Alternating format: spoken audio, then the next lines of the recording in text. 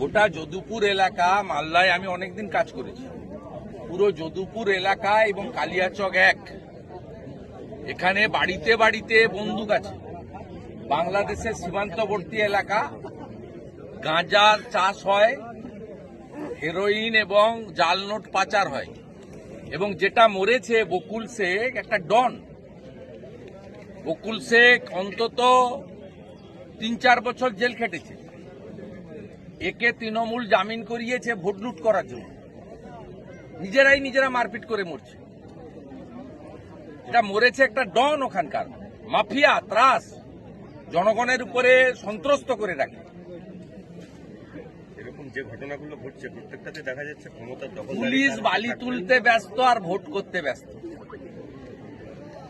এখানে জিজ্ঞেস করবেন, বিরোধী দলকে বেরোতে দেয় না, আমাকে 7ই জানুয়ারি ঢুকতে দিবে না এখানে। আপনি লেখা দেখুন, আপনারা তো এখানে এসেছিলেন। তৃণমূলের কর্মসূচি শুরু হয়েছে 12টায়, হ্যাঁ কি না বলুন? শেষ হয়েছে 2:45-এ। আইসি লিখছে দেখুন, 6টা থেকে রাত্রি 8টা। 2